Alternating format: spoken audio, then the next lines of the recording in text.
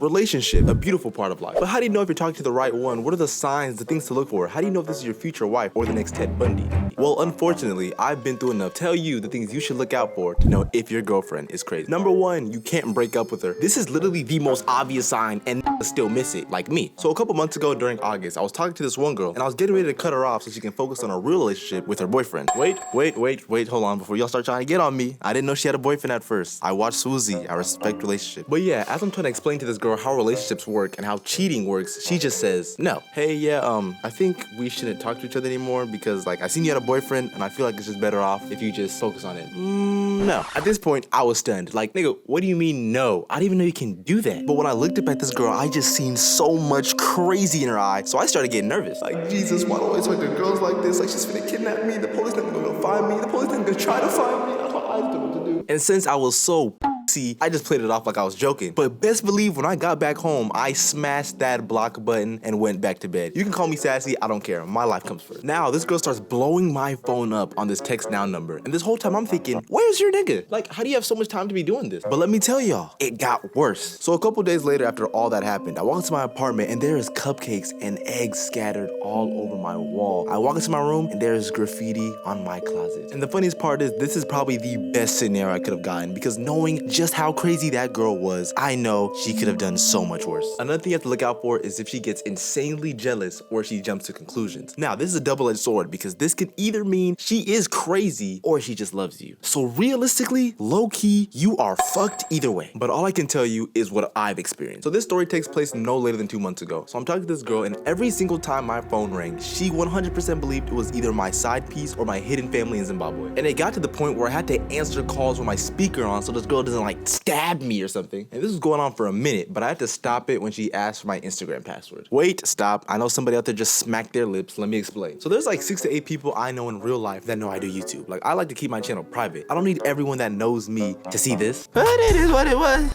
But it is what it is. They wanna take everything that I love. Even the way my character is designed is barely based on me, just to throw people off in case they find it. And this girl wanted all my social passwords, meaning she can log into my account, know it's me, and if she gets mad one day, delete my videos. Get serious.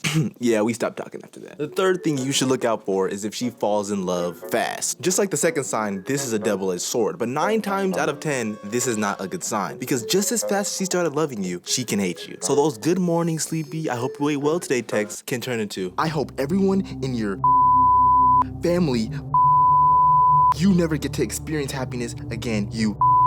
These are the type of girls to key your car. Like the phrase, I love hard should be followed by, but I hate even harder. Because having a girl that truly hates you with her all being is probably the scariest thing you can ever experience. Like this one time in middle school, I had a girlfriend. I mean, do we count middle school relationships?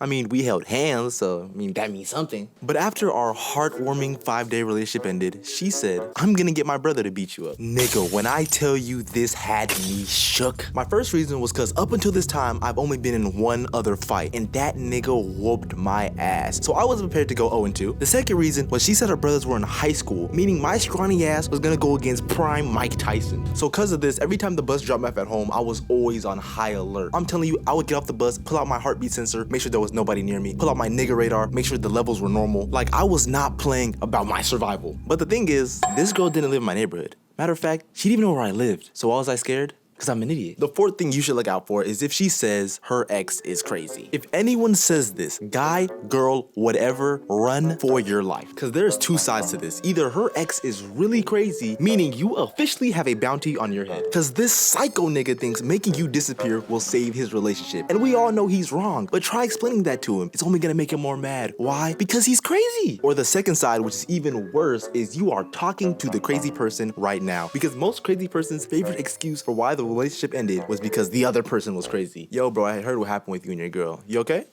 Yeah, bro, I'm good. Alright, that's good. But like, what happened? Bro, she was crazy. I just couldn't deal with it. Wait, nigga, didn't you cut off her water supply, stole her dog, slapped her dad, and cheated on her with her mom? Twice? Or I'm tripping? Bro, don't worry about that. All you need to know is that she was crazy. Are you sure? Because that's kind of... You done? Yeah, bro. Yeah, she was crazy for sure. Another thing you have to look out for is if she lives on social media. Nigga, we have to understand what we see on social media is not the standard. If you have enough money to buy your girlfriend a designer bag or buy your boyfriend a PS5, then good for you. But when you tell average-ass Tommy and average-ass Becky who eat free lunch and have a combined network of fucking nothing to buy you a Hellcat or diamond nails and then get mad when they can't afford it, you nigga are officially delusional. So for this story, I was a third party. So in high school, my friend who we'll call Mark was stressing and losing his mind over where he was gonna take his girlfriend on the date. And me being a great friend and quite literally a god at finding cheap but fun dates, I suggest Dave & Buster's. Because you can eat, you can do activities, you can do everything you need to do all in one place and for an affordable price. Hashtag not a sponsor, but my DMs are open. Mark looks up at me and he's like, nah bro, she wants to go to Steak 48. Nigga, no. Nigga, Steak 48 is so expensive, I lost money from Mark just saying the name. And for your average high schooler to be able to afford Steak 48 for himself and his date, he's gonna have to sell the entire left side of his body. So I look up at Mark, I shake his left hand, and I wish that nigga the best. The sixth thing you have to look out for is if she can't control her Capri Suns. Capri Suns are a strong juice, and with too much of it can make everyone around you look like a 10 out of 10. So if you don't have a good grip of control of the effects, it can cause you to cheat, make regretful decisions, and put yourself in embarrassing predicaments. But what Capri Suns can also do is make people aggressive. So if your girlfriend is already crazy, now mix that with Capri Sun. Run for your life. So on this day, I'm chilling in my apartment watching TV, and then I get a call from this girl I was talking to at the time. Now this wouldn't be a problem if it wasn't 4 a.m., so I'm already a little bit scared. But then she's like, hey, what you doing? Nothing, just watching TV. I miss you, can you come over? Now I'm just a mere nigga, so don't judge me for my actions. So I get to her apartment and she's like, oh my god, I'm so happy to see you. This then quickly turned to nigga, I hate you. Like not even 30 seconds passed and she's going off on me. She's slurring her words. And honestly, I'm not even sure if she's talking about me. But then I realize, oh, she's drunk. So I call an Uber and I go home because I'm not finna entertain that. The worst part is I lost $40 that day. The last thing you should look out for is if this girl would rather die than say I'm sorry. Like this is pretty self-explanatory. Even the ancient scripture says, if thou cannot say sorry, thou isn't sorry, nigga. And some girls would rather let everything go to hell before they say I'm sorry. Like, f you, f relationship, this house, these dogs, these kids, this life. I'm not saying sorry. The best way to describe my freshman year of college was stress.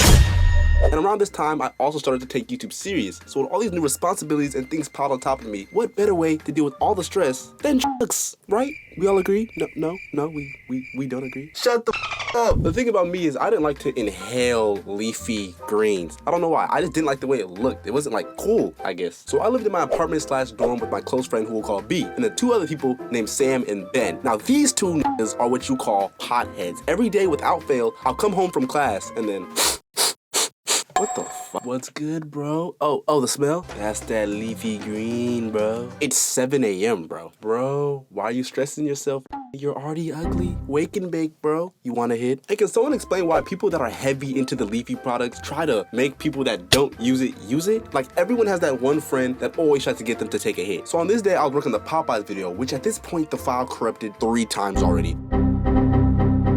And on top of that, I had an essay I had to ChatGPT, write with my bare hands, and then countless other homework on top of that. So my stress levels were already at catastrophic levels of high. And then Ben opens my door and says, yo, Paradise, me and Sam are about to go to the solar system, bro. You trying to join us? Bro, are you already hot? You know what? Never mind. Nah, bro, smoking's not really my thing. And before I can even finish my excuse, Ben looks at me like I just fell into his trap card on some Yu-Gi-Oh shit. Whatever do you mean? We're not smoking nothing. Matter of fact, these are brownies, bro. And this is where he got me. Reason number 1, I am a broke, very, very broke college student. So just the fact that it was edible food was enough to convince me. It was basically like him buying me free lunch. And reason number 2, I didn't really believe in like edibles. Like, it doesn't make sense. You take brownie batter, mix it with plants, and it makes people go to the solar system. Like, I'm not Bill Nye the Science Guy, but you're not fooling me, nigga. Sounds pretty fake. Now here's where the problem starts, because I made a promise to myself, written in stone actually, and it says, I, Paradise, will never partake in magical leafy greens, but if I do, I want to get high as humanly possible. End quote. Famous last words. So Sam and Ben bought 4 brownies, 1 for each of us and an extra just on the side. And as a person who doesn't partake in leafy greens, you should eat about half or 1/4 of the brownie. But don't forget my famous quote, right? So I decide to eat my entire brownie and the extra while Sam and Ben weren't looking. Highest in the room or death. That is my motto. When Sam and Ben see what I'm doing, they immediately start getting worried and scared. But then also they get curious because they're wondering, I wonder what's gonna happen. Whoa, Ben, should we stop him?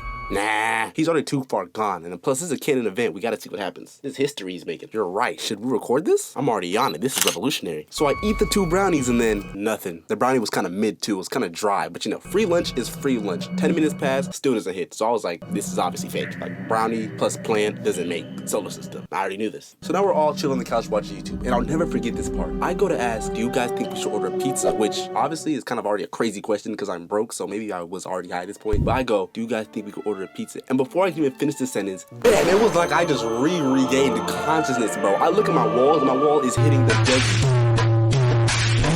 I look at Sam and Ben and I'm like, bro, guys, I think I'm high. And they start bursting out laughing. Bro, your eyes are so red. Wait, damn, do you even know where you're at right now? And for the next 10 to 15 minutes, I was just dying, laughing, and just vibing and enjoying the ride. The best way to describe it, bro, I feel like a ceiling fan. Like I was just spinning, and just vibing. Nigga, are you high right now? Bro, shut up and let me finish my video. Now let me teach y'all something about leafy greens. So when you use leafy greens, your high level is supposed to reach a certain level, chill there for 10 to 30 minutes, then come back down. That's what's supposed to happen. That is normal. Well, for me, my high level just kept going and going. Now, I remember I was on the couch thinking to myself like, oh, okay, maybe I'm tripping, but is this ceiling fan getting faster? Bro, what the f are you talking about? Yo, did this nigga just read my mind? Oh, I have to kill him. Oh, okay, I have to kill him. Wait, am I getting higher? Now, this is the part where the high started feeling violent. Like, bro, I was hurting. So I started doing what anyone else would do. Lord, please don't let me go out like this. I promise if you let me make it through this, I'll never do leafy green ever again. And I promise to stop talking crazy to people on 2K. Wait, okay, no, I'm lying. I promise to stop blowing in my mic. Okay, wait, no. I promise to stop talking crazy on 2K on Tuesday during school nights when there's a blue moon. Wait, can I just take the 2K promise back, Lord? Please, I'm sorry. So I open my eyes and everything starts getting 100 times worse. When I open my eyes, it feels like my eyes were stuck in zoom mode. So I close them again and I start panicking. I'm breathing hard as shit. Like I real life start losing my mind. I open them back up and I could almost swear on my life I see the back of my head. Like I see myself in third person right now. Holy shit, is that my back? What is going on? Am I alive? Did I turn into a ghost? There's no way this is how I go out of our paradise. This nigga lost to a brownie. So as I'm still losing my mind, it was like the TV was just getting louder and louder, and the headache it was giving me was just unbearable, and it felt like my clothes and the wrinkles of the couches were stabbing me, and it was actually one of the worst pains I have ever felt in my life. Then that's when it happened. An idea. It wasn't my idea, it was a high idea, which you can't even think of. It's just planted in your head. And for a split second, I almost went through with this terrible idea. Man, all this noise and pain, low key, I should get naked, run outside and cool off, right? That makes sense, right? Am I going crazy? This isn't me thinking right now, right? Am I crazy? So after a high idea like that, I realized I need help. So I turned to Sam and I'm like, Sam, I need help. I'm too high. Sam looks at me and he sees my face is all kinds of up right now. So he's like, whoa, okay, bro, relax. We're gonna be good. I'm just drink some water. Yo, bro, I think I need to call 911 or my mom, maybe. At this point, you would think an Ouija board just possessed me because of how bad that idea was. Like, this is how I knew I was gone. If I call my mom, I'm gonna call her panicking, then she's gonna start panicking, which is gonna make me panic. And the next thing you know, I'm running down the highway naked. And now this is when I knew I was really messed up. So when I said 911, I believed that someone just called it after I said the word 911. Because I turned to Sam and I'm like, bro, why'd y'all call the cops? The cops are gonna know I'm high and they're gonna take me to jail for life. Nigga, I'm too cute for jail. Bro, is this guy crazy? Bro, it's all good. The cops aren't coming. So I finally get up and try to get off the couch and walk to the restroom so I can like pep talk myself or something. I don't know. All I knew was I needed to lock back in. I'm like, okay, just splash some water in your face, everything's gonna be good. So I go splash water in my face and it's just not working. And now I start getting mad. I'm like, yo, what the fuck? Why can't I splash water in my face? And I realize I never even turned the faucet on. My last brain cell fades away and I start panicking again. So I run to my room. I think I need to figure out what's going on. So I start searching up my symptoms. So I go on Google, type what I'm feeling, and nigga, these results were by far the worst thing that could have happened that night. Because first line from www.totallyrealdoctors.com reads, yeah, bro, I think you should have died like yesterday. Other line read, yeah, bro, I think you have like 5 minutes left. Other line, you have this disease, you have this disease, you have this disease. Uncurable, death, uncurable. You're done for, Say bye to your family now, say bye. Say, bro, you can buy a casket right now.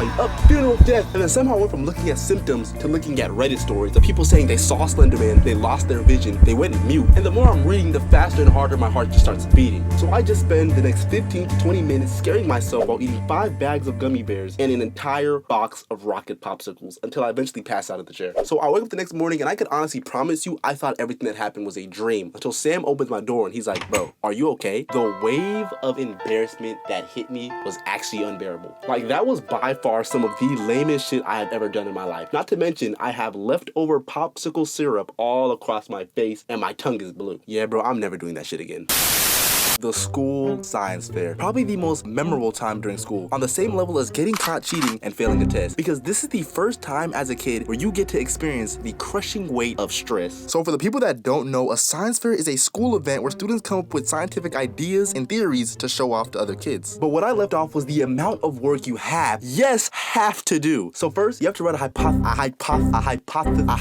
So first, you have to write this, which by definition is an educated guess or prediction about the relationship between two variables that can be tested to see if it's true. But the real definition may as well be, you are about to make a guess, and if you guess wrong, nigga, you are about to look so f***ing dumb, because you can't just write down, I feel like this is gonna happen, or I think this is gonna happen. You write it down like you know what's gonna happen. On my mother's life, my dog's kids, and my best friend's soul, my statement that I did no research on and it's just an educated guess is right. And then you write out your conclusion. Now this is the part where you end up doing the project, and this is where the stress hits you, because for some reason, you lose points for guessing wrong. And to add more stress, they made it a competition. Meaning if you get first, second, or third, your middle school social status cool points went up. So every kid was super competitive and try-harding. And how it worked was you have to score the top 3 highs in your classroom, then you advance to the cafeteria where everyone in the grade competes for first place with a grand prize of free Domino cinnamon sticks. And to a kid, that is basically $1 million.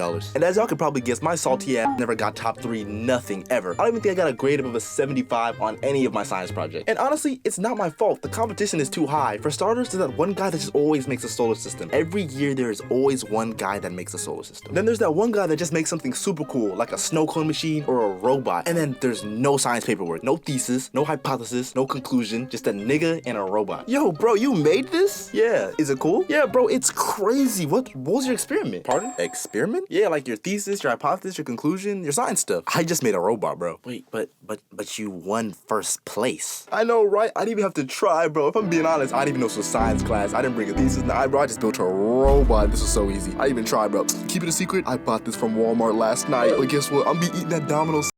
I know that's right. Then there's that one kid who obviously didn't even make their project. Like, they'll have freshly chopped wood from a woodcutter as their poster board. They'll have freshly hammered in nails to keep their project together, which, by the way, is a mini carnival for pets. You really think I'm gonna believe little Tommy, who can barely stay seated in his chair and eats gum off the floor, built this? You have to be a complete dumbass to— oh my goodness, Tommy, this is wonderful. Here's a first place ribbon. Are you dead ass? It says made by your loving parents, mom and dad, on the wood. Then there's the rest of us, the normal kids, which basically means you procrastinate the ever-living life out of your project until maybe 2 to 3 days before the due date. Like, bro, kids aren't creative when it comes to things they don't like. But slap that kid in front of Minecraft, 3 hours later, he's gonna have your dream house built. But since it was science, most kids had some I learned my ABCs yesterday ass project ideas. For example, we had little Billy, how much sugar is too sweet for me? Or little Ken, do Pop-Tart flavors affect sweetness or something? I don't know, I just want to eat Pop-Tarts. And to make everything 10 billion times worse, our science fair projects were for a grade. And not just any grade, a major. If you fail this, your mama's gonna beat your and you'll probably fail the class, which will make your mom beat your again grade. So this meant me and all the normal kids were stressed out because I don't know anything about science except for Bill Nye, the Magic School Bus, Mythbusters, and Wildcrats, if that's even science. So because of this, teachers let you work in groups, which is that really gonna change anything? Because if you're working with another normal kid, nothing's gonna change. That's why when it came time to pick partners, I partnered with my boy Mike. Why Michael? Because he's Asian. I'm just kidding. It was because he was smart, like super smart. So I knew he'd carry my stupid ass to one free Domino cinnamon stick. But yeah, that didn't happen. But the reason for that was because I was so pressed to do my idea over Michael's that I can't even tell you what Michael's idea was now. But I can 100% remember what mine was, because that might have been one of my top 3 worst ideas as a project. Our project was, does oil make plants grow faster than water? Bill Nye the Science Guy. And since Michael was such a shy kid, he didn't even say anything. But I know he thought I was crazy. This might be the dumbest person I have ever met in my life. His mother held him for 9 months for there to be nothing but wind in that fat ass cranium he has. How did I get finessed to working with this guy? So some days pass and me and Michael are working on the project. And by working on the project, I mean we were playing Naruto on the Wii. Michael really fought and tried his hardest, but he was no match for my bad influence. Like if there was a competition to see who can be the most unreliable teammate, I probably would have forgot to show up. Like pure talent. Like on the first day, Michael was locked in, but I already knew no nigga is a match for the Wii. Are you ready to start the project? We have time right now. We can chill. No, we should finish it early so we don't have to worry about it later. Maybe you're right. Have you played Wii Sports before though? No, but that game looks boring. Come on, bro. My parents will pick me up in 2 hours. Fine, okay. Last question. Do you like anime? Yeah, I love Naruto. No way. You wanna play? So our teacher gave us 2 weeks to do the science project, and me and Michael spent the entire 2 weeks playing Naruto on the Wii. The game was just too fun. But literally a day before the project is due, Michael calls me and says, bro, the project is due tomorrow. What are we gonna do? And to this day, I don't know why I said this. Bro, it's good. I already have it finished. Really? Yeah, okay, bet. Shit, I am fucked. I'm so fucked. Why did I say that? I've been playing too much Naruto. Think I'm making real shit. I'm not saving nothing. So this started the finish all my work in one night so I don't let Michael down and get whooped mission. So I opened up the rubric the teacher gave us so I knew what I was doing, and this is the moment I realized exactly why she gave us 2 weeks to do this project. This rubric looked like an NFL playbook. I was fucked, but I was still gonna try. So the first thing I needed was a poster board, and mind you, at this time it was 11 p.m., meaning I have to go wake up my African dad to take me to Walmart. I should have just took the zero. Dad, psst. I need a poster board for a school project. We'll get it tomorrow. The project is due tomorrow. So I get to the Walmart while my dad is in the car regretting his life choices. I go in the Walmart, I get all my supplies, and I go to the store clerk. The store clerk looks at my cart, looks at me, looks back at my cart, back at me, and goes, late night science project? Yeah. What's your project gonna be about? Does oil cause plants to grow faster than water? So I spend all night going to absolute work on this science project, tunnel vision, like I am so locked in on this one free Domino cinnamon stick coupon. So the next day comes, and this is probably the most stressful part of the whole science fair, because this is where you have to present your experiment to the class. Now, after all this late night grind, let me tell you how this poster turned out. So I bought a white poster board. Okay, off to a good start, clap that up, but since I had no scratch paper, I had to write on the board with a permanent black Sharpie. And guess what? It gets worse. Since I'm illiterate, I had to scratch out all the misspelled parts while I was writing. Because, you know, I didn't want my poster to look stupid, right? And since I don't even know what the excuse is for this part, every single word I wrote was slanted. Not one word was on a straight line. And since my printer did not work, I had to draw the plants, draw the soil, and the results with the same black Sharpie. But hold on, wait. Did I tell you it gets worse? Since I woke up late, my dad couldn't take me to school, so I had to make that 15-minute walk from my house to school. And you can bet your ass I dropped that board on the floor at least 5 times. So this board looked like it just came back from World War IX. Wait, time out, it gets worse. So after me and Michael attempt to present this circus act to the class, our teacher looks at us and asks the classroom, does anyone have any questions? The next 10 minutes that I had to sit through was borderline a humiliation. This ritual. Not one question was asked about our experiment. So after all this happens, this is the part where our teacher is supposed to give her thoughts on our project. And honestly, I couldn't even remember what she told us, but if I had to guess, it was probably something like, this project is complete bullshit. Paradise, you might be the dumbest nigga on earth. And Michael, choose your friends more wisely, okay, honey? It had to be something like that, because at the end of everything, I look at Michael and he is bawling his eyes out. And me, I was just thinking about that ass whooping waiting for me at home. And once the science fair became optional, I never did that again. School locker rooms were basically prisons for kids. Like, who thought putting a bunch of hormone-raged, musty 14 and 18-year-olds in a gigantic box and expected nothing but pure chaos? Like, when you walk into your average locker room, the first thing you do is get hit with a thick layer of Axe body spray. Like, can barely breathe in my locker room. And the worst part about Axe body spray is that doesn't even work. Like, you're gonna go from smelling like ass to smelling like ass, but better-ish? I mean, I guess not really, not at all. And even though there's an unhealthy amount of Axe body spray floating through the air, some of these kids somehow have the audacity to bring food into the locker room. Like, they'll be in the corner throwing down an Axe body spray sandwich. Like, what are you doing? Instead of choosing to eat in the cafeteria, you choose to eat in an Axe-infested locker room surrounded by half-naked teenagers. Why? The locker room at my school really used to always be an all-out party. Like, honestly, some of the funniest shit I've ever seen happen in there, but also the scariest, like towel whipping. At first it was fun, you know, we're all running around whipping each other with towels, just having a good laugh. But that was until Dre, the same Dre from my high school phone thief story, decided to take his towel and dip it in water. And if you didn't know, dipping your towel in water can turn a regular towel to a US certified deadly weapon. So now Dre is running around the locker room slapping the soul out of every nigga in a 5-foot radius. And right before Dre would slap the soul out of somebody, he would always say, "Can I get a hell yeah?" So Dre is running around practically knocking niggas out with his towel right now. So I decide to sprint to the other side of the locker room to get away, because I didn't feel like losing my soul that day. And before I can even look back to see where Dre was, all I hear is, "Can I get a hell yeah?" So this is how it ends. This is where my story ends right here, huh?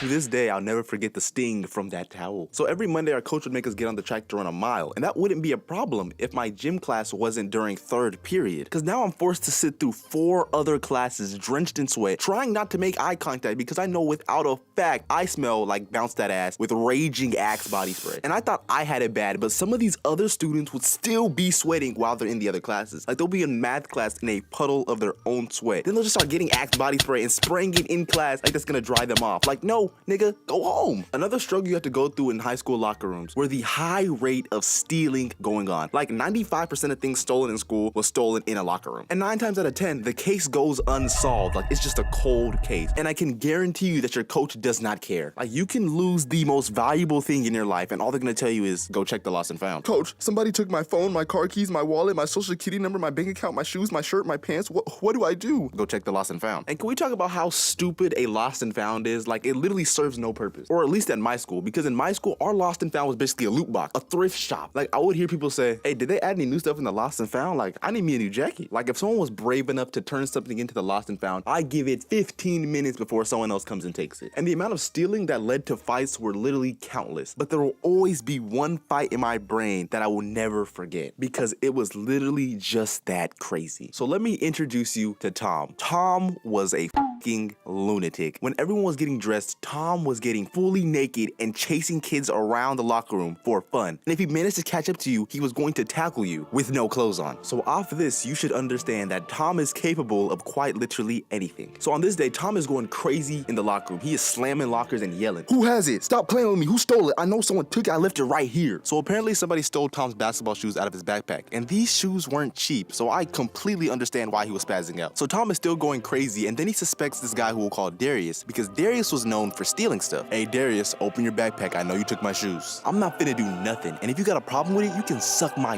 Tom punches Darius right in his nose, no question, no warning at all. Darius starts stumbling back and then he's like, "Did you just, alright, bet." Darius balls up his fist and starts running straight at Tom. Now when I tell you nobody was ready for the high tier caliber of ass whooping Thomas did on Darius, like I watched Tom put this nigga in Brawlhalla, Mortal Kombat, Street Fighter level combos, and this guy couldn't do nothing. So after Tom finishes whooping Darius, he takes his backpack and lo and behold, his shoes were in there. So he takes his shoes, throws the backpack on the floor, and Tom proceeds to pee on Darius's backpack. Now I'm just sitting there like, what the is going on? Like is this real life? I'm telling you, I wouldn't even believe this story either if I didn't see it happen with my own 2 eyes. And the worst part about it is none of the coaches saw this happen. And thing is, who's gonna snitch? Like who's gonna walk right into that ass whooping? Because it's not gonna be me. Now the worst type of locker rooms are 100% without a doubt sports locker rooms. So for the people that play sports, you probably get it. But if you don't, let me explain. So in normal gym class, you mainly get people around your age or grade in your locker room. But for sports, they'll take a scrawny freshman and put them with a buff senior. So take that towel whipping and amplify it by 100, and maybe you'll understand just how bad it got in that locker room. So apart from terrorizing the freshmen, seniors also had one rule that every freshman had to follow, and it was, if you are not on varsity, do not step into the varsity locker room. It seemed like a pretty easy rule to follow until the seniors started getting bored because no one was stepping in the locker room, so they started trying to trick the freshmen into stepping into the locker room.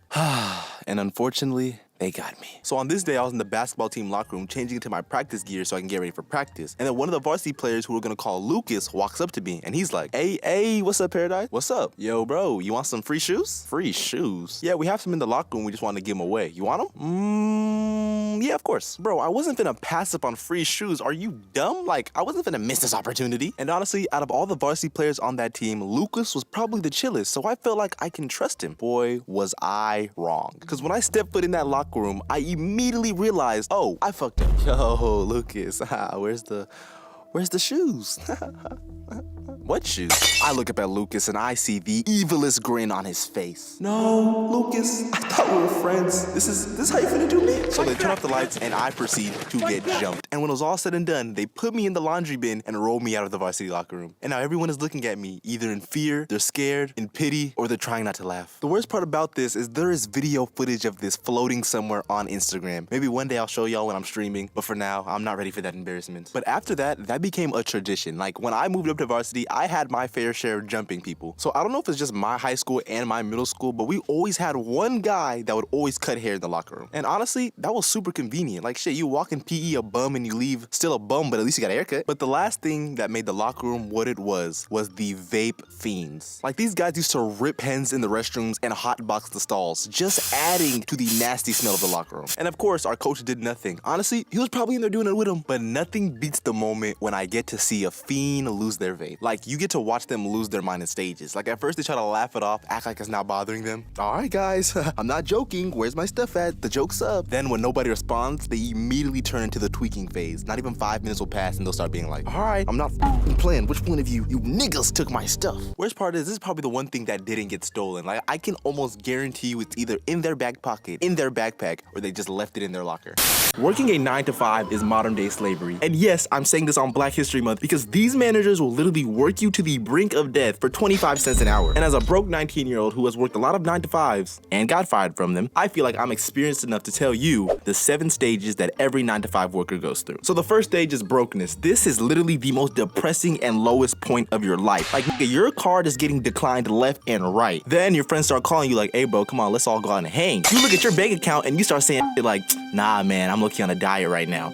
Nigga, we all know you're lying. Then you go back to your old reliable meals like noodles, ice and water. And then if you're really down bad, rice and ketchup. Don't say nothing to me, college is a struggle. We know this. Don't say nothing to me. I will delete your comment. You wanna know when I knew I was reaching new levels of brokenness? So my apartment is like 19 minutes from my college. And since I'm 19 with no license, yes, I know that's L, I have to ride the bus. Nigga, I was so broke I couldn't afford to get on the bus. And would you even believe me if I told you it cost $1.12? And now you're probably wondering, so how'd you get to school? Well, you see, I didn't. Like, bro, get serious. I would rather fail every single college class I have than walk to school and 100% guaranteed get robbed on the way there. And at this point, this is where you start thinking, maybe a job's not that bad. So now you pull out your handy dandy phone, you go on Indeed, and you start looking for local jobs in your area. And this then leads us to stage 2, naiveness. This is where you end up getting the job. And guess what? Now you can ride the bus again. You're probably ordering off DoorDash, you know, the luxuries in life, and all the stress is relieved. You be at work with a smile on your face. You probably even still wear your name tag. Nigga, you're probably even interacting with the customers, even maybe made a couple of friends. Like, this is the point where you start thinking stuff like, whoa, this job is easy. All I have to do is stock the shelves? Like, that's when you know you're at stage 2. You're saying the typical stage 2 formula line. This job is easy. All I have to do is blank. Like, nigga, you really think you're finessing the job? Normally, on average, this stage lasts about 1 to 2 weeks. But if you're insane, crazy, a lunatic, it'll last a month. Not for me, though. It lasts about a day. This is how the managers get you. They make you think the job is gonna be easy. Wait, like, you think they would show you their true intentions off the rip? No, that wouldn't be smart. They wanna get you when you least expect it. And this is when you get introduced to stage 3, suspicion. This stage can honestly happen while you're in stage 2, but this is where you start noticing and seeing things that make you think, maybe this job isn't the place for me. Like, maybe getting robbed on the way to school isn't a bad thing. Like, you start noticing managers disrespecting people out of nowhere. Your workload seems to get a little bit more bigger. You start coming home feeling more sore. Nigga, you probably even start building muscle from the amount of manual labor you're doing. Like, in this stage, there's always that one moment that makes you think for a split second, I might quit. Like, last year, I worked at this place that we're just gonna call Factory. And when I tell you this job would just fire niggas without hesitation, like, no joke, everyone had a 30-minute break at the same time. And that was the only time you can use the restroom or you'll get fired. You use your phone, you'll get fired. You do anything besides work, you are 100% going to get fired. So on this day, everything is going normal. The bell rings for us to start our 30-minute break, and I start walking to the restroom so I can use it. Then this guy just runs full speed in my back, damn near knocking me over. And before I can even get mad, I looked up at bro, and he is straight losing it. I had to pee. They wouldn't let me pee. I'm just so tired. I've been standing here all day. I can't breathe. Bro, This guy was at least 35 years old, and the look of panic and desperation on his face actually scarred me. I quit that day. Stage 4, realization. This is where you realize, yeah, I fucked up. Like, hey, you're getting money, but is it really worth it? Like, your body has been pushed to your limits. Like, you don't even know why you still go to work. But when that alarm goes off, you spring up, you put that name tag on, and you crack that fake smile, and you're on your way to work. Like, this is when the 9 to 5 has truly become part of your daily routine. So now you're used to having money. You're used to not getting your car declined, and you're used to riding the bus. You're not sure if you can go back to your old ways. Until you hit stage 5, the rebellious stage. This is where you feel like the job is finessing you, and the only way to get back is you finesse the job. You stop wearing your name tag, you stop smiling, customers try to talk to you and you just stare at them. Nice weather we're having, huh? What do you have planned for the weekend? Any discounts today? Like, this job is getting nothing but the bare minimum out of me, and I will quit if anyone has anything to say about it. Like, I'll quit right now. But you're still in stage 5, so everyone knows you're really lying to yourself. Like, we all know you're not actually gonna quit just yet. But what you will do is you will probably take 10 minutes extra on your break. Hey, you might even wear some AirPods while you work. Things to ease the pain while you work. Like, this is probably what you saw the coworkers doing while you were still in stage 2. Now, you can only be in stage 5 for so long, because whether you know it or not, you are about to explode. Your energy is just building and building and charging until you reach stage 6, rage. You, sir, you officially hate your job and everything about it. Like, every day you wake up and you're mad. You put on your uniform, you get on the bus, you walk into work mad. Like, you literally forgot what happiness was. And the funniest thing about stage 6 is that you will take your anger out on these customers. Like, a defenseless old man can walk up to you and you're gonna be like, hello, sir, do you have any... Nigga, leave me alone. Does it look like I work here? Bro, you'll be going off and you still have your name tag on and the company brand shirt. Like, you'll just be so mad you don't even know what you're saying. Someone could walk up to you and be like,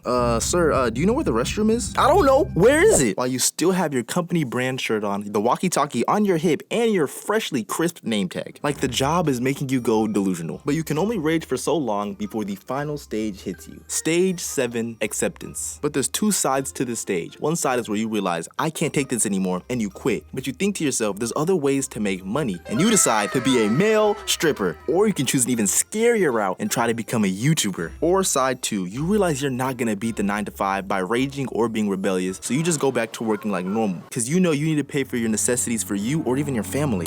There is not a nigga on this earth prepared for the idiocy, the dumbassery, and the unpredictableness that is college roommate.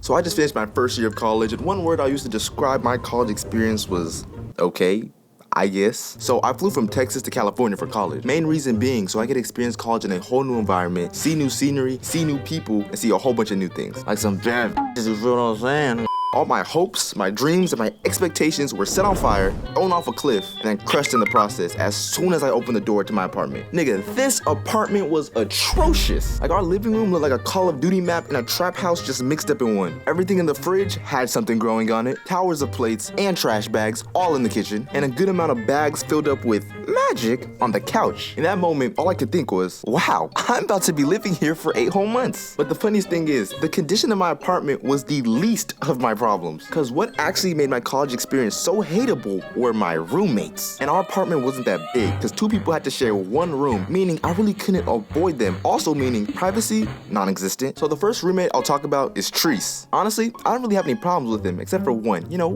little small smudgy issue. This nigga likes to steal and wear my clothes. He steals my jackets, my shorts, my sweatpants, and what makes it worse is the doesn't even fit this nigga. He's like 6'9", I'm like 6'4", so it's all squeezed up on his body and it looked like a crop top. And when I get the clothes back, it doesn't even smell like me. And nothing is worse than having clothes that doesn't even smell like you. He also takes up all the space in the fridge with these random black boxes filled with vegetables that he never eats because they always end up going bad before he makes time to eat it. Bullshit.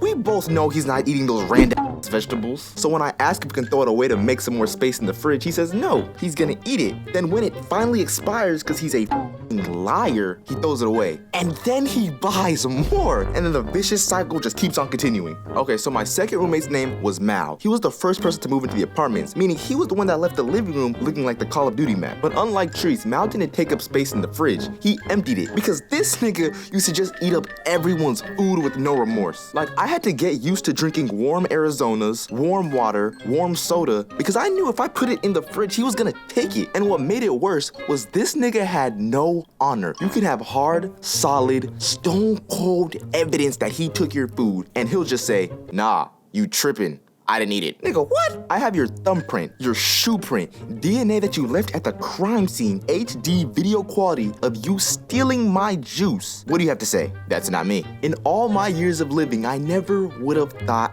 I could get that mad over juice. Oh yeah, he also walked around the house naked. Like, there is no transition that is well enough to switch from that topic to this topic, so we're just gonna get right into it. No towel, no underwear, just bare booty, butt naked. And his reason was always, bro, we're family. The f does that mean? But eventually he stopped, probably because he realized no one else is walking around the house naked like he was. So my third roommate's name was David, and he was the one that I shared my room with, and honestly, he was actually pretty cool, like probably my favorite roommate. His only one problem was his girlfriend. Holy fuck, he used to argue with this girl from sundown to sun up. It got to a point where I felt like I was part of the relationship. Like I was feeling the relationship stress. And when I tell you, the arguments would come out of nowhere, like literally just thin air. Like one moment, they're on FaceTime watching movies together, and then boom, next moment, they're arguing with each other, threatening to break up and then burn each other's house down. And like, do you understand how awkward that is? Like most of the time, I just try to sit there and act like I can't hear what they're talking about, or I just put my headphones in. Like there was this one time, it was 5 a.m. I was asleep, and then Dave was asleep on the phone with his girl, because you know,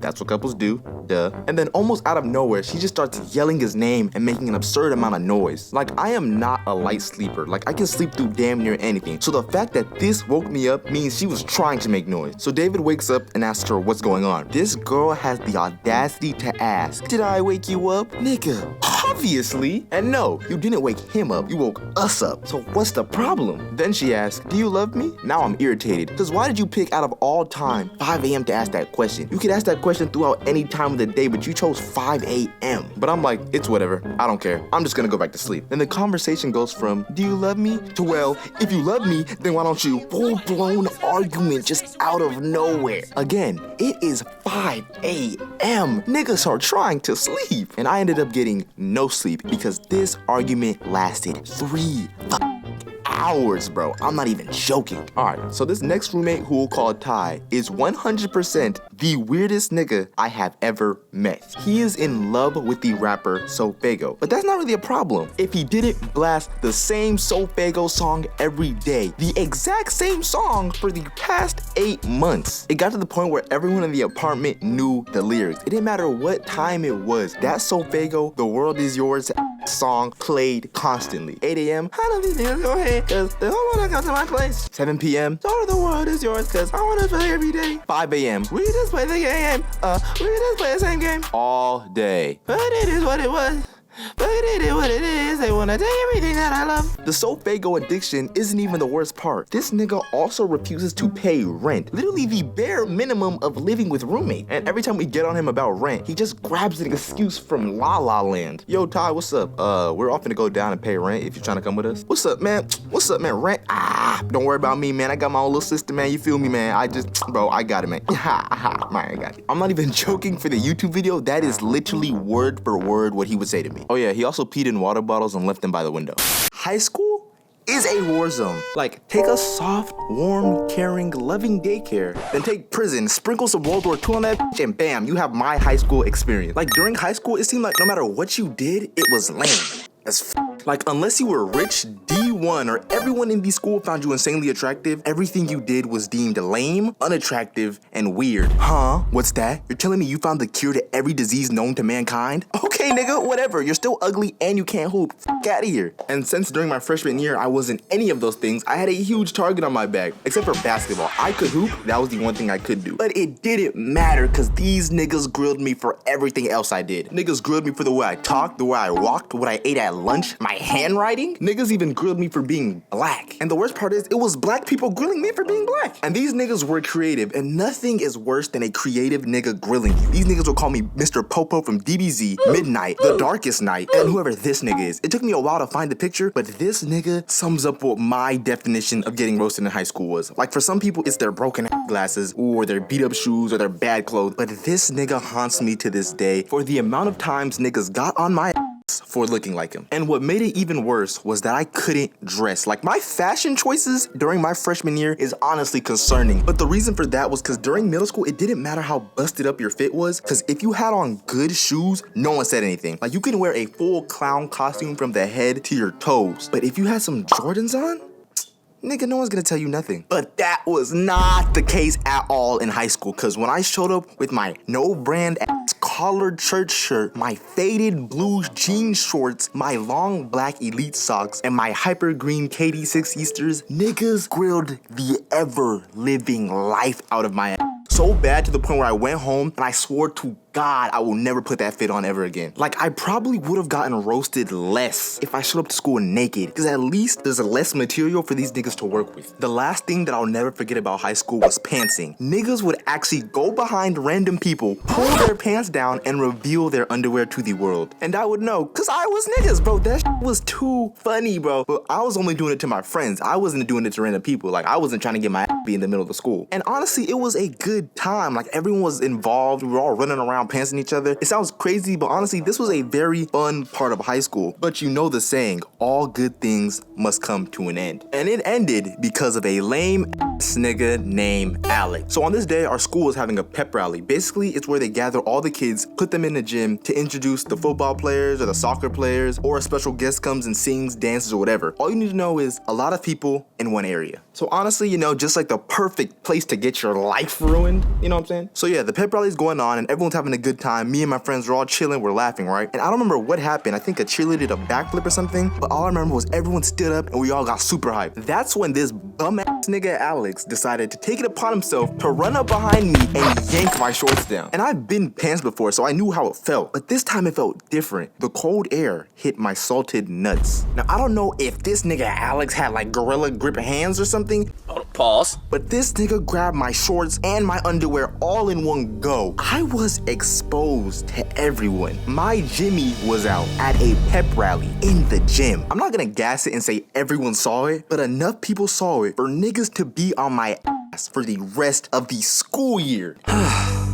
High school, man. So this story takes place during 5th grade, and during this time, my parents loved telling me no. Like, nigga, if I didn't need it or it wasn't my birthday or Christmas, the answer was 100% gonna be no. And as a 10-year-old, that used to piss me off. Like, I used to pack my bags every day because I was always plotting to run away. But as I grew older, my parents told me that they only did it because they didn't want me to turn out spoiled. Yeah, sure. So this one day, as I was walking to school, I saw it. I saw a piece of heaven. The school store. And not gonna lie, this store was pretty ass. Like, nigga, they had shit like pens, protractors, and rulers, and they were trying to hand it out like it was some toys. Like, as a hyperactive, sugar addict child, what the fuck am I supposed to do with that? Like, nigga, you can't play games on a ruler. But the school store had one item that sold out every day. Food erasers. Like, kids used to fight each other in line just to get a food eraser. And at first, I didn't really understand the hype until I saw it for myself. And when I saw that food eraser for the first time, I fell in love. Like, I honestly can't tell you what drew me to it, but all I knew is that I had to have it. But there was one problem. I'm broke as f, meaning I had to ask my mom for money. And you can already guess how that went. Hey, mom, you look great today, but I was wondering if I can. No. Bro, does this woman hate me? I'm running away. I swear to God, I'm running away.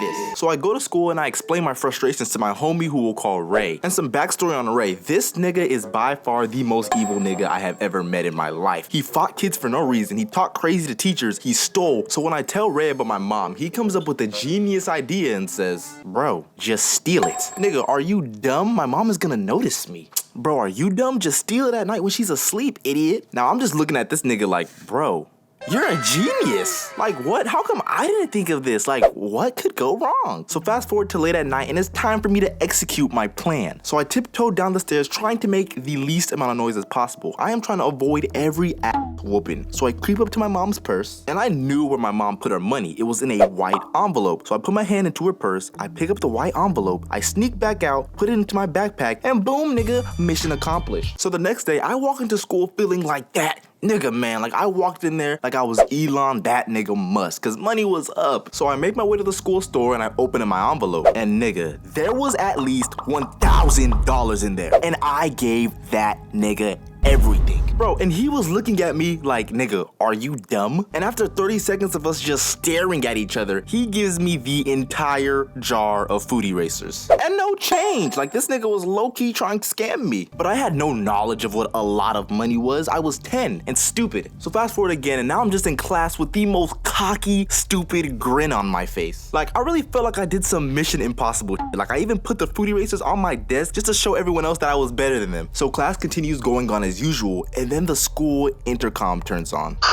Can Paradise please come to the front office? I repeat, can Paradise please come to the front office? His mom is here to his mom is here to pick him up early. Immediately I start panicking because nigga, my mom has work and everyone knows no Nigerian mom is leaving their job to come pick their kid up early. Like that doesn't exist in our culture. So now I'm starting to sweat, like I can already feel the ass whooping. I look at my teacher and I'm like, Miss, please don't let me go out there. And before this lady can even understand what's going on, boom, boom, boom, there's a loud banging on the door. Yup, this is it. My mom is about to burst through the door and beat my ass for everyone in my classroom to see. So I look up at the window and I see my mom's face staring right at me. And her face is all red, her eyes are going crazy. Like this lady legit looks like a lunatic. The ass beating was inevitable. And as soon as I stepped outside, she slapped the shit out of me. And then she starts going in. What is wrong with you? You know how much money you took from me? Yeah, on mom. Please do not let me kill my baby today. Oh. Kill me? I was so scared because I knew my mom was 10 seconds away from beating my ass, then buying me a one-way ticket to Nigeria so my cousins can fix me. And I would rather die than go through that. So my mom drags me to the car, beats my ass again, and tells me the next time I steal, she's sending me to Nigeria. So we can all agree that nothing's better than getting your first phone. Like that is a big deal. As soon as you get it off the bat, you start downloading games. Clash of Clans, Fruit Ninja, Temple Run.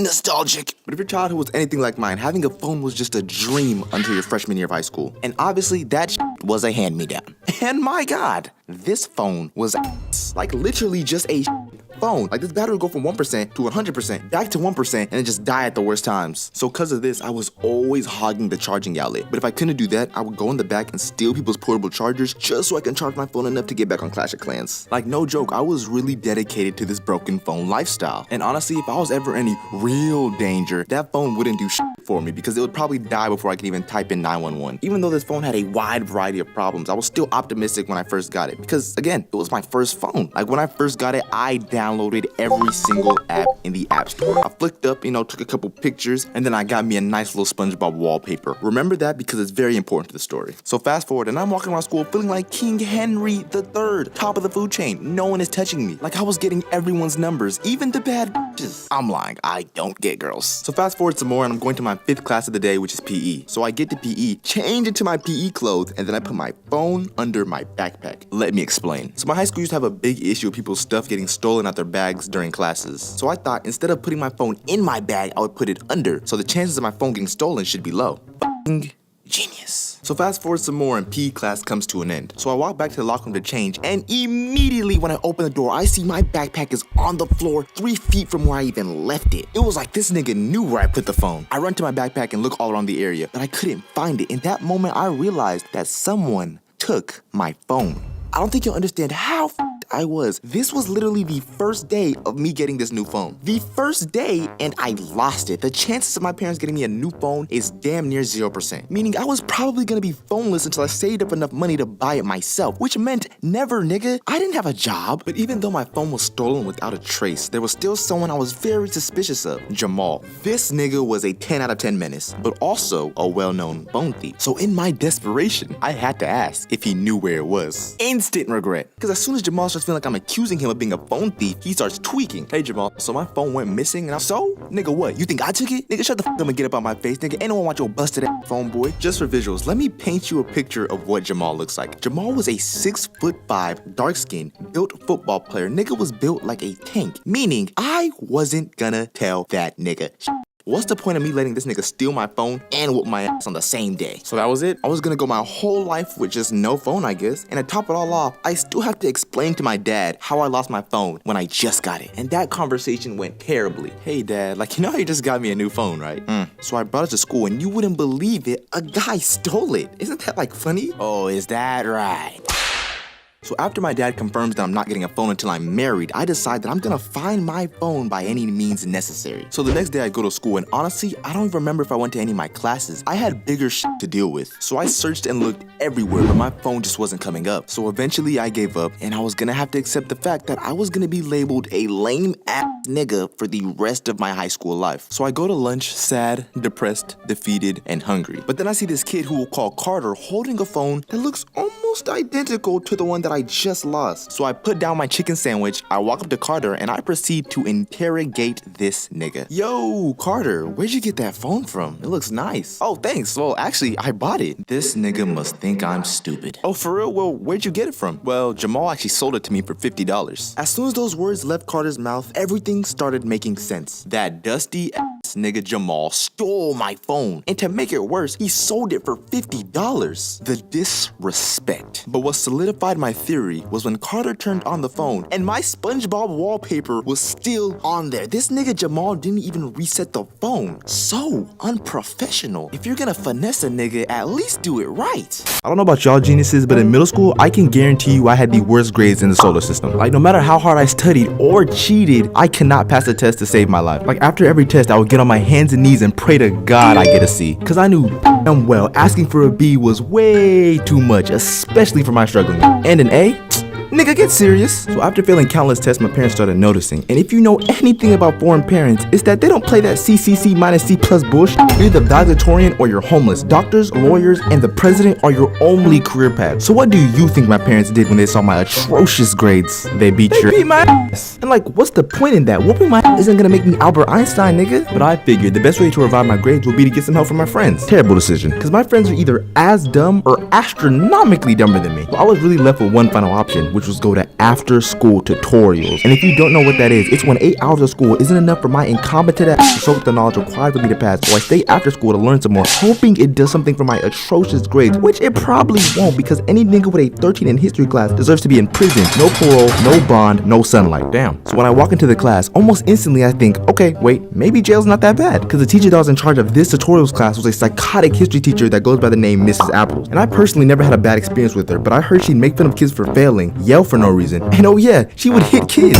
Not play fighting, not light taps, she was full-blown hitting niggas. Meaning I was DONE done for, because I am by far the easiest target in this classroom. Nigga, I had a 13 in history class, a 13. Multiply my grade by 5, and I am still failing. So I go through 3 days of just constant verbal abuse from this woman. It didn't matter what I did, good or bad, she was on my ass. I remember walking into classes one time, and she saw me and she went, "Hey, I didn't see you come in. Go ahead and have a seat in the front, James Harden." The audacity of this woman. She is so lucky she's a teacher, or I would pick up this pencil sharpener and just throw it at her head. For the people that don't know, this is James Harden. And do you see anything that resembles the video at all, or just catches your eye? Are you talking about the I'm talking about the 13. This grown woman was making jokes about my grade. Like, what kind of teacher does that? But nothing that I've said right now even compares to what she did on the 4th day. So the 4th day I go to tutorials, and at this point I've lost every ounce of hope in trying to revive my poor grades. Like, my 13 maybe leveled up to a 16, so I was really just going to tutorials just to hang out. Because at this point I made a bunch of friends during my time there. The main friend I'm talking about, who's also very important to the story, goes by the name Jake. Miss Apples hated this nigga just as much as she hated me. And since me and Jake both had unsavable grades, we spent the whole entire tutorials just laughing and talking. And once Miss Apples realizes we're having fun, she starts losing it. Can you shut up? Why are you talking? Maybe if you two spent more time doing your work, you wouldn't be older than y'all's grades. She says that and then sits right back down like nothing even happened. Me and Jake look at each other and we both agree that we're not finna sit here and just take that. So we go right back to laughing and right back to talking, but this time way more obnoxious, just so we can get her attention. And it works because Miss Apples explodes. What is wrong with you kids this day and age? All y'all do is laugh like everything is funny. Like life is all just shit and giggles. Miss Apples is going off on us, but me and Jake are too busy fighting for our lives to hold in this laugh. Then she goes, "Oh, something's funny? Okay." On God, Miss Apple looks at us menacingly, looks at her chair, picks it up, and just leans back and throws it at us. This chair is coming at us full speed. Instantly, me and Jake stop laughing and start panicking. The chair collides with our desk and makes a loud boom sound. Now Miss Apple's just sitting there looking at us with the crazy in her eye, and she sits down and just says, "Leave my classroom." Me and Jake look at each other and get the fuck out of there because we knew we were 3 chuckles away from Miss Apple's pulling out an AK-47 and lighting our asses up.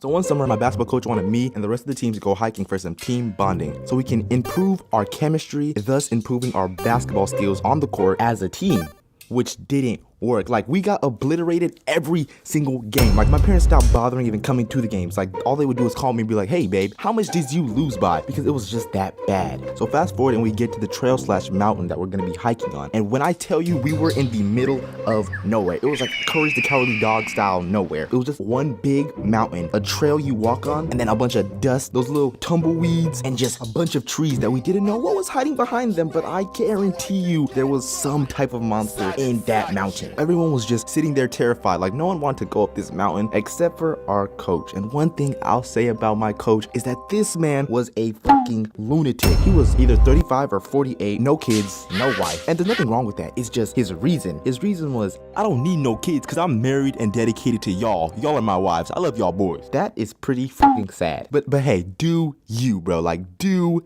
you. So we all gathered up confused and scared because we didn't know if this was the last time we were gonna see each other. And then our coach finally starts talking, and the first thing that this nigga says is, alright fellas, welcome to the trail. We're in a very dangerous trail, but don't worry because I'm a very dangerous man. So if you see any coyotes or any other wildlife, stand still and call for me and I'll handle it. What the fuck is this nigga talking about? Stand still and call for him. He asked us to stand still and call. That coyote is going to kill us before he even gets there. And what is a 45-year-old man gonna do to a coyote? Nothing. So it makes no sense. And just as I thought things couldn't get any worse, he says, all right fellas, I know I said this was a team bonding trip, but it's a workout. Life isn't fair sometimes. You gotta understand, in life you gotta go with the flow. So you have 15 minutes to complete the full mountain trail. Oh yeah, this nigga is crazy. I'm not doing this. And if you think I'm joking and you wanna just BS the workout, you're gonna do it again tomorrow if you don't make the time. No ifs, ands, or buts. At this moment, I debated quitting basketball, a sport I played my whole life and enjoyed. I was ready to just take off my jersey, just straight rip it off my body, put it on the floor, and say, nigga, I'm going home, see you later. But I lock it and tell myself, I'm gonna finish this mountain workout. I'm not gonna let this nigga break me because I would rather swallow a fucking Lego than run this mountain twice. I'd rather eat ass than run this mountain twice. So our coach blows the whistle and we're off. So we're running up this mountain, and the more we're running up this mountain, the harder it gets to breathe, because when you run up a mountain, the altitude it's some shit, and then it gets hard to breathe. So we're running up and I can barely breathe, and I knew if I did not take a break, I was going to pass out on this concrete trail gravel floor and be dinner for the nearest coyote. Then I look and see one of my teammates, who we'll call Dave, looking like he's about to die. So he stops. So when he stops, I stop, and our coach looks back and sees us and immediately loses his mind. What the fuck are you doing? Get your ass up and finish the goddamn run. Do you want to be a prey or do you want to be a predator? Bro, what? Do I want to be a prey or a predator? Nigga, I want to go home. So I finally forced myself back up and I started trying to run, and instantly I started getting tired again. Like, I was not making it up this mountain. This mountain was tall and steep. My chances of making up this mountain were not that high. So at this point, I started accepting my fate. Like, maybe this is just how I die. Like, me being eaten by a coyote is just God's plan. And who am I to defy God's plans? Like I expected a team bonding trip, but this nigga got us out here doing the maze run. Like, this is Maze Runner. So I finally catch my breath and I look up, and the whole team is gone. We're going to die. Now I'm getting paranoid because, like I said before, there's a lot of trees, meaning there's a bunch of hiding spots for something to just come out the trees and just eat me. Like, I was visibly fighting back tears because I really thought I was gonna die on this mountain. And then Dave says, oh, I see them. They're all the way up there. I look up and I can barely see my teammate. Like, they really ran this mountain on some like world record time, and the fact that they didn't even realize we were gone kinda hurt my feelings. So me and Dave start walking to the checkpoint, which is where the rest of the team was. We're both already mad because we already know our coach is gonna go Super Saiyan 15, yelling at us about how we're not real men because we couldn't get up the mountain in under 15 minutes. And I was just walking and talking. We start hearing it. We start hearing some bushes rustling, some sticks start breaking, and the sound starts getting more and more aggressive. And then we look at each other. We didn't see it, but we both knew there was some creature in that bush. A wolf, a coyote, nigga, Bigfoot, nigga. We're not Coyote Peterson. We're not gonna sit there and try and figure it out. I look at Dave and we both take off. So we're running this trail, Need for Speed, Sonic Frontier style. And as we're running the trail, it starts getting more thin, like to the point where we're running on a tight rope. One side is just straight dirt wall, and the other side is a 3-foot drop into a bush of spikes. Like, all it took was one gust of wind to hit Dave, for him to lose his balance, fall into that bush, and nigga, I was not gonna save him. Like, there's no point in both of us dying. Like, someone's gotta tell the tale. But if I'm being honest, I have no problem falling off this cliff into the bush of death than getting eaten by whatever was chasing us. Because the percent of survival is, it's a little different. Like, you'd rather like fall into a death bush or have to fight Bigfoot. So me and Dave are still pushing it and running this trail, and then we see a sharp turn, like a Victoria's Secret high-class model jawline sharp turn. Instantly, I start crying. Like, I'm so scared at this point, but there's no time for tears. So I start running and I try to smoothly hit the turn, but then,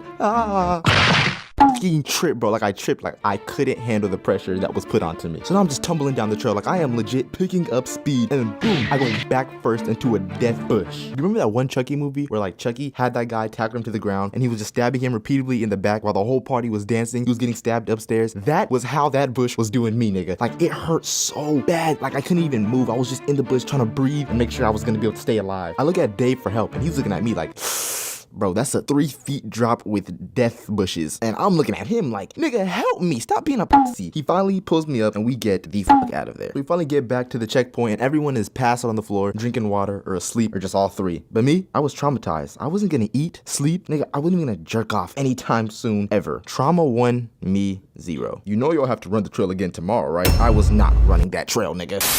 Breaking news, recent zombie outbreak all across the country, and just to let y'all know, these niggas are real. They're running, jumping, attacking, dancing, they're doing it all. As of now, there is no known cure, and the chances of survival based on our scientists is a 0.1. All we can say is good luck, America. Oh my god, Paradise, there's zombies outside. What are we gonna do? You know what, I'm gonna... Is this serious? What would you do if there was a zombie apocalypse? Well, if you don't know, you came to the right place, because as a certified zombie apocalypse expert, I'm here to tell you everything you need to know to survive a zombie apocalypse. So first, we have to figure out the level of zombies we're dealing with. Level 1, okay, maybe we can survive this, aka Walking Dead zombies. Level 2, okay, we're probably losing like 70% of the world, aka World War Z zombies. And level 3, I don't think anybody is making it out of this apocalypse alive, aka The Last of Us zombies. Like, bro, have you seen The Last of Us? These zombies are on a completely different level. They don't make mindless decisions like these other zombies. They make calculated assaults. Like these zombies are playing chess. And you think I'm joking, but look at this. Like, what did he gain from hitting him? He didn't eat him, he didn't bite him, he just hit him on the head. That is a calculated assault right there. And people always say, man, if there was a zombie apocalypse, I'd be hyped. And to that I say, go to the hospital, because there's obviously something wrong with your brain. There is nothing fun about constantly running for your life and watching people get ate. Like, I would be terrible in a zombie apocalypse because I'm the type of person to get bit and hide my bite mark. Like, Nick, we're all going down as a team. I'm not finna get put down like some side character. All right, we're safe. Is everyone good? Paradise, you all right?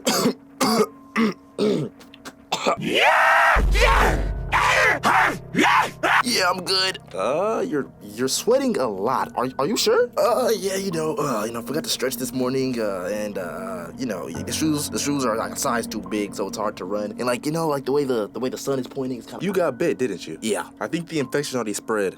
Paradise, I think it's too late for you. We're gonna have... Oh my god, what happened? He got bit. Like, if a zombie apocalypse happens, I'm not the guy who won your team. But I can tell you what you'll need. For example, weapons. Depending on the zombies, you should use certain weapons. For the Walking Dead type of zombies, the best recommended weapon would be a sword. Because the zombie's are already slow, and you can move faster with a sword, and without a gun, you can cause less noise, which would attract less zombies. Now, if you're dealing with World War Z zombies, you need every type of machine gun you can get your hand on, a bag full of grenades, and a car. Because these zombies move in packs, and they move very fast. Without a car, you're dead, guaranteed, no chance. And for The Last of Us zombies, just get a Bible, because it's never too late to turn to Jesus. There's nothing on earth that's gonna stop you from dying to those zombies. And honestly, trying to be one of the survivors is honestly the stupidest thing you can do. Because I need you to remember, nigga, you're not the main character. And now that you got your weapon settled, it's time for you to build a team, an elite force of people to help you take out zombies and chase your freedom. So number 1, you're gonna need an assassin. This guy is good with every weapon, every sword, every gun, every knife, every bow, and just super efficient at taking out zombies. This is the person that you wanna stick with to increase your chances of survival. Number 2, you're gonna need the mechanic/builder guy. This is the guy that fixes the cars or the motorcycles when they break down and builds the houses for y'all. Because without shelter or without the car, you're already starting off at a low survival rate. Number 3, you're gonna need the medic. This is the guy that keeps everyone healthy and in tip-top shape to run and fight zombies. Number 4, you're gonna need the crash out. This is the guy that throws his life on the line just to kill some zombies. He's gonna be a great distraction for when things get bad. So even though he might cause a little bit problems here and there, just know he is a great investment. Number 5, the useless nigga. We just keep this guy around for comedic purposes. And also, he boosts the team morale. Because if this useless nigga is still alive, then the entire team knows that we should be fine. Now, once he builds his team, be ready to go through trials and tribulations with him. Y'all even might have fun moments. But don't be fooled. Always remember, you are not the main character. You'll be lucky, honestly, to make it through 12 hours of the apocalypse. And in case you have to do anyone on your team dirty, you wouldn't feel bad.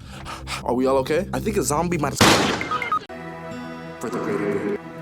Or in case you have to do your team dirty for the greater good of yourself. Are we all good? Did you get bit? Huh? No, nah. Nigga, I can see the bite mark. Nah, bro, you're just seeing things. Nigga, I see it spreading throughout your body. I'm finna tell the others. Got. For the greater good of myself. So now your team is ready to travel across the isolated, abandoned cities in search of food, water, and shelter. But what you should always keep an eye out for is armor, or anything you can use to make armor. Because nothing is worse than fighting a zombie and then it gets a bite on your arm. And now you gotta cut that arm off. And you really like that arm. You probably pointed at shit with it, read with it, wrote with it. You probably spanked your Jimmy with it. And now it's gone because you didn't want to wear armor. Next, you're gonna need a radio in case someone tries to contact you. But let's be realistic, that's probably never gonna happen. And if it does, it's probably gonna be a trap. Realistically, you're just gonna be standing next to the radio and listening to this. Next, you're gonna need some Timberland boots. Why Timberland boots? Because they're the hardest shoes on earth. Have you ever been kicked in the face by a Timberland? I mean, probably not, but it's basically rocks on your feet. Next, you're gonna need food and water, which is probably the hardest to get because this is the job of a store runner, which have possibly the lowest survival rate in every zombie movie I've ever seen. And this is where the useless nigga on your team shines. You think I was gonna send the assassin or my crash out?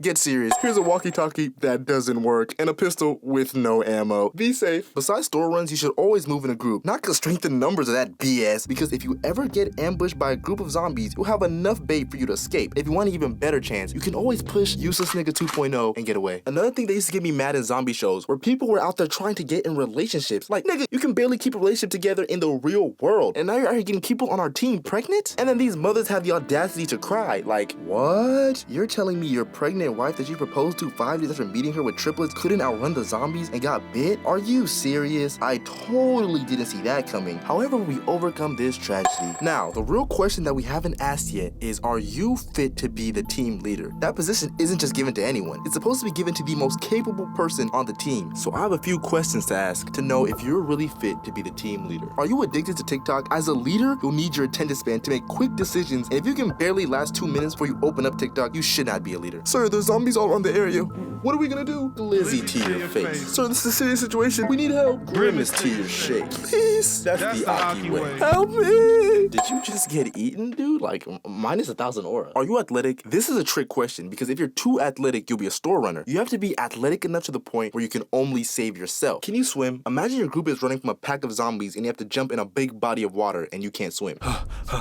Alright guys, they're coming. We're gonna have to jump. Did this nigga say jump into the water? Oh my god, I don't know how to swim. Paradise, you have to jump. I don't know how to swim, you know what I'm saying? What? I don't know how to swim, you know what I'm saying? What? I can't swim.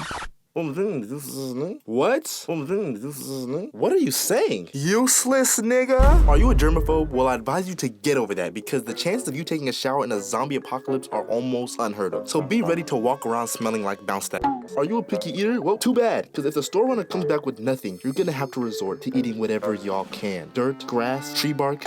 So don't look at me, I'm just stating the facts here. Can you argue? As you build your team up, you're gonna have more people, and with more people come dumbass ideas. So it's your job to figure out how to handle these dumb ideas. Hey Paradise, I have an idea. Oh, okay, let's hear it. Okay, so what if we trained the zombies to fight for us? And how would you do that? Okay, so first we'd gather a group of them and every day teach them tricks and moves and make them more and more difficult over time. Then they'll start to understand us, and that's when we start teaching them to fight. We'll give them special moves like Pokemon. We can rank them from S to F tier depending on how hard they are to control. Then we can distribute them around the team. We can all have a good unit and we'll come together and be able to fight off the other zombies. This nigga is not serious. Did he just say tricks and moves? Wait, is he still going? Like, what is going on right now? Nah, I gotta do something before this gets out of hand.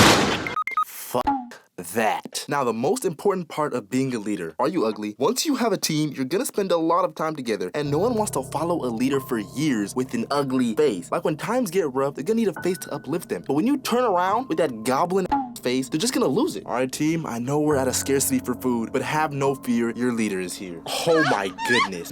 Jesus Christ, what is that? Kill it. Honestly, as the world is going right now, we're probably gonna end up in a zombie apocalypse. So I feel like it was only right to make this video to prepare y'all for when the time comes. So be ready and be safe. You made me feel special, riding in the back of the